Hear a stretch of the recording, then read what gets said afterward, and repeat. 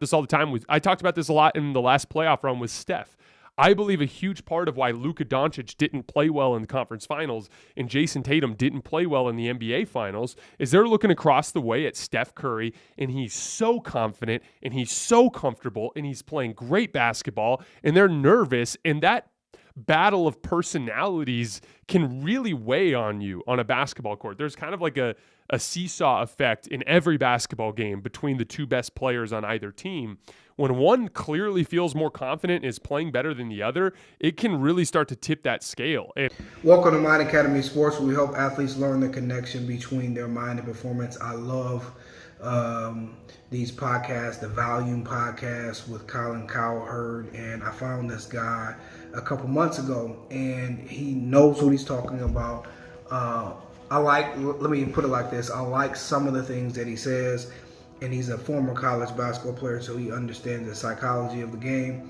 And some things that he said that was great is he was saying that there's psychology inside of the game, and that the reason that Boston struggled versus Golden State is when they looked across and seen Golden State, there was a psychological component where they were either intimidated or they didn't play their natural game.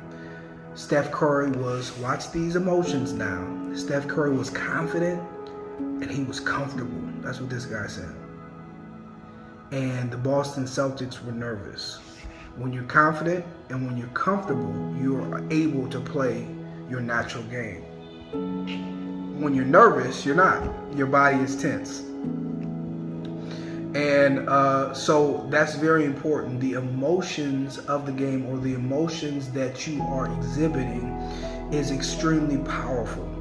And my goal as a mental toughness coach or a mental performance coach is to get athletes to have emotional mastery, meaning there's no person, there's no place, or there's no thing that's able to change who you are, that's able to change your state. You're able to be in confident states, fearless, to be able to exude fearlessness, to have determination and resiliency. These states of mind, no matter the situation, no matter if the other team has momentum, no matter if you miss your first couple shots, no matter what's going on.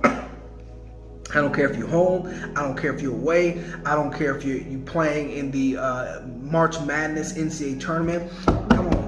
I don't care if you are trying out to play in the NFL and the NBA. It does not matter. I don't care if you're trying out for Division I. Whatever that you're trying to do, you cannot allow your mind to dictate your emotions. Come on. You cannot allow the circumstances to dictate the power of your state of mind. And in order to do that, it takes skill. Let's talk about it. The moment that when you're on the court, have you ever noticed this? You can get ready for the game and have your headphones on, and you can be listening to rap music, whatever you want to listen to, and you feel that confidence. You can be at home, days away from the game, and you can feel that confidence. Nobody can stop me. I'm the man. I'm the best. Right? But once that ball goes up and once that whistle blows, it is a powerful thing that happens in the realm of athletics, in the realm of performance, because that ego, that's part of us, that conscious mind, that part of us, that who we think we are, it goes away, and everything on the inside of us that's real, it starts to become alive. It's the only thing that exists. You are in combat with these other people, and those real emotions start to come to the surface. You can't act this thing. You have to be this thing. You can't act like you're confident. Either you are or you're not. Okay, but what I want to say, and it was very powerful what he said. He says when the other team looked at Golden State, something inside of them changed. And I want to tell you, I can break it down scientifically, but I won't bore you. When your mind actually looks at things, then it begins to make decisions for you. When you look at an opponent, when you have a team in front of you, your conscious mind, which is only responsible for 5% of your state of mind, makes a decision and it says something. We can take them. I can make this shot. I can dominate. That's what we mostly all say. So conscious mind is worth 5%. Subconscious is where all of our thoughts are, all of our feelings are, all of our habits are. It's responsible for running our entire body, and we're not aware of those thoughts. Okay? And it's making a decision too. And it's saying whether you can defeat this team. Okay? Really fast. Faster than your whole conscious mind can realize, your subconscious is making the decision. And if it's not trained, it's going to go off of your past. In your past, have you defeated a team like this? In your past, if you had a team who was bigger than you, stronger than you, faster than you, can jump higher than you, was well coached, who was higher ranked, did you win last time or did you lose?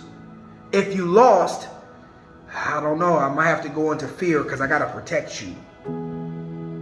I have to go into a fear of failure state and do whatever we can not to be embarrassed, because as the subconscious, it's my job to protect you. It's my job not to make sure you're not embarrassed. So I'm going to over control your movements, right? I'm going to over control your movements and allow you not to play free, because I can't have you making too many mistakes. I can't have you look stupid. Right? So your subconscious is making decisions for you. It's deciding whether you can overcome this obstacle or not.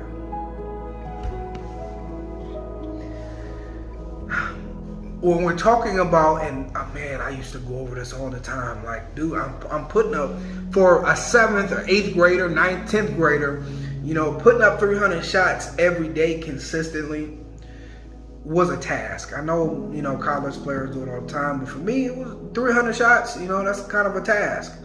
So I'm putting in that work. I'm putting in more work than everybody, but I don't understand why sometimes I'm on and sometimes I'm off. I want to figure out what's going on here. Is it my form? Am I snapping my wrist? Is my elbow in? What's happening, man? Why am I hitting sometimes and not? And the worst part is if it goes in and out. I'm like, God, man, I almost had it. And here's what I figured out. Y'all better pay me $10,000 for this.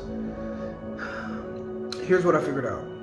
The reason why I missed. So there was a particular game, and I had it at the top of the key, and I didn't even pass it to anybody. I came down and just shot it right at the top of the key. It went all net. I mean, it was pretty, and I just held it for him. Ooh, it looked pretty. The next time I go down, I looked at it on tape. The next time I go down, there was a pass, and it was another pass to me, and I was wide open. It was the same shot in the same place, almost the same form, but this time it missed. It did not miss because my form was totally different. It missed because inside of the calculations of my mind, I did not believe that I can hit. I didn't give myself a reason to hit 2 in a row. I've done it before, but there was something saying, oh, no, not today. This is not a part of our program. So when I say mental interference, what I'm saying is our mind puts stipulations or limiting beliefs or limits on what we can do. And if you remove the limits, you open up your capacity to achieve more. There was a particular guy that I helped from a Division I university. I got it on my Instagram, and I helped him like 6 months prior, and they had like a big tournament they do in the summer, and they just play against each other, but everybody in the city comes and watches them play. It's a big thing. And I didn't find this out till later, and he hit, and I have it on my Instagram. I got it pinned on my Instagram. he hit 7 or 8 threes in a row, and everybody was just like, oh, how did this dude do it? How did he hit 7 in a row? And I'm not taking credit for what he's doing. All athletes have the potential, but the whole equation I use is performance equals potential minus the interference. So when we had him get rid of the interference, his potential just came out.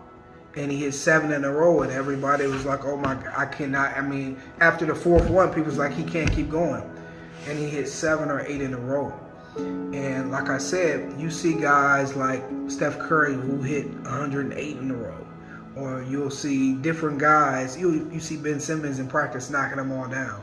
So we have this capability, but it's going to take the mind to bring it out. And it's something that we have been ignoring for far too long. But I'm telling you, it's one of the keys to bring out your full potential and take advantage of the moment, inside of the moment, while you have the time, man, while you have that opportunity. So guys, I hope you enjoyed this episode. I want you to remember that you're only one thought away from your next greatest performance.